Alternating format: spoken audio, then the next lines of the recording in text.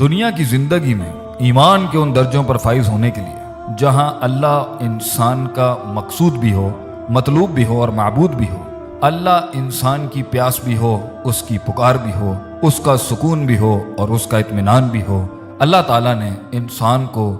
دنیا کی پیچیدگیوں سے نکلنے کے لیے زبردست فارمولہ سورہ آل عمران کی آیت نمبر 164 میں اللہ فرماتے ہیں وَيُزَكِّيهِمْ وَيُعَلِّمُهُمُ الْكِتَابَ وَالْحِكْمَةَ۔ تین چیزوں کو مان کر اس پر اپنی زندگی کو گامزن کر کے انسان دنیا کی تکلیف، غموم اور ہموم سے نکل کر سکون اور اطمینان کی اور ایمان اور احسان کے درجوں پر فائز ہو سکتا ہے، جس کا پہلا سٹیج یزکیہم تزکیہ ہے۔ نفس کو ہر اس عیب سے پاک کرنے کا اس سلسلے کا نام ہے جس میں انسان تکبر، حسد، صغر الہمہ، کمزوری، ڈپریشن، بزدلی، قائری کا شکار ہو جاتا ہے، لوگوں کو اپنا الہ بنا لیتا ہے اور دنیا کے پیچھے ہی لگ کے اس کی عبادت میں گامزن ہو جاتا ہے۔ وہ سمجھتا ہے لوگوں اور مال سے ہی اس کی زندگی کامل بھی ہوگی اور اس کا دلی سکون اس تکمیل تک پہنچ جائے گا جس کی تلاش کے لیے وہ اس دنیا میں بھیجا گیا تھا۔ اس پروسیس کو، اس پروسیجر کو تزکیۃ النفس کہتے ہیں، نفس کو پاک کرنا، اور یہاں پر اپنے دل کے اندر اللہ کی یاد کو، اس سے امید کو، اس سے محبت کو، اس سے رجا،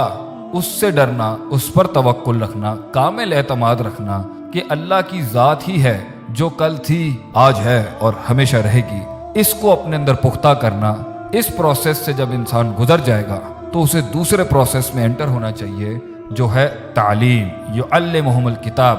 چیزوں کے، دنیا کے، جذبات کے، روحانی زندگی کے، جسمانی زندگی کے، لوگوں کے، اپنے اللہ کے حقوق اور ان سے جڑے ہوئے معاملات کو ان کی جگہ پر وضع کرنا، اسے علم کہتے ہیں۔ جس کے پاس علم نہیں وہ نہیں جان سکتا سچ کیا ہے، جھوٹ کیا ہے، حق کیا ہے، باطل کیا ہے، ٹھیک کیا ہے، غلط کیا ہے، افراد کیا ہے، تفرید کیا ہے، ہر معاملے کے اندر کتنا کرنا ہے، کتنا نہیں کرنا، اللہ کے ساتھ کتنا تعلق، کس جگہ پر کیسے ہونا چاہیے، جذبات کے ساتھ، عقیدے کے ساتھ، نظریے کے ساتھ، لوگوں کے ساتھ کیا تعلق ہونا چاہیے اور اس دنیا کے اندر اپنے آپ کو کس طرح لے کے چلنا چاہیے۔ انسان کی ایموشنل سائیکالوجی، اس کی بیہیویئرل سائیکالوجی، اس کی محبت، اس کا پرسیپشن، ہر چیز کے بارے میں کیا ہونا چاہیے۔ اگر 4 کرنا ہے تو 5 بھی ٹھیک نہیں اور 3 بھی ٹھیک نہیں۔ وضع الشیء علی موضعہ، چیزوں کو اس کی جگہ پر رکھنا، یہ ہے علم۔ اور قرآن اور حدیث کے علاوہ یہ سٹینڈرڈ اور یہ ایکولیبریم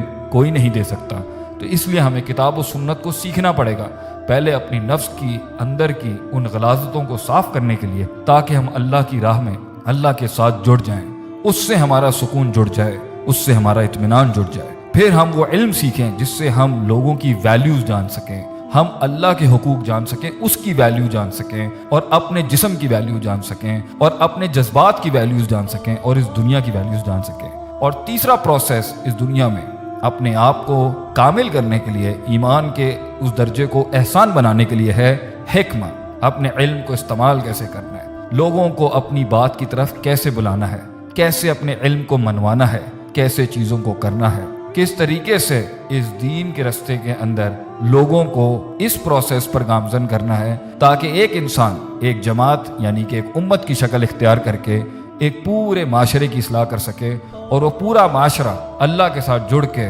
دنیا کے اندر سکون اور اطمینان کی طرف گامزن ہو سکے۔ جب تزکیہ نہیں ہوگا، تعلیم نہیں ہوگی اور حکمت نہیں ہوگی تو ہوئی انسان دنیا کو اپنا معبود بنائے گا، دنیا میں اپنا سکون تلاش کرے گا، لوگوں میں اپنا اطمینان ڈھونڈے گا، لوگوں کی عبادت کرے گا، چیزوں کو ان کی وجہ سے ہٹائے گا اور دنیا میں فساد پیدا کرے گا، اپنے آپ کو الہ کہے گا یا لوگوں کو الہ کہے گا، اپنے آپ کو خدا کہے گا یا لوگوں کو یا اشیاء کو یا مال کو ہی خدا کہے گا۔ لوگوں نے اس دنیا میں وہ فساد اس لیے کیا کیونکہ وہ اصل علم سے دور تھے، اور اگر علم تھا تو نفس پاک نہیں تھا، اس میں سائیکوپیتھیز اور وہ تزکیہ نہیں تھا، اور اگر تزکیہ بھی تھا اور تعلیم بھی تھی تو حکمت نہیں تھی۔ کون سا کام کہاں، کب، کیسے، کس اماؤنٹ میں، کس کوانٹٹی میں، کس انٹینسٹی کے ساتھ کرتے ہیں، ان تینوں چیزوں کا بیلنس نہ ہونے کی وجہ سے انسان بحیثیت ایک امت، انسان بحیثیت ایک جماعت، انسان بحیثیت ایک فرد سکون اور اطمینان اس نیچرل بیلنس سے دور ہو گیا۔ اللہ تعالی ہمیں اپنی زندگی میں اللہ کی دی ہوئی ان تعلیمات پر عمل کرنے کی توفیق عطا فرمائے، تاکہ ہم خود کو اور اس دنیا کو سکون کا اور اللہ کے ساتھ اطمینان کا ایک گھر بنا سکیں۔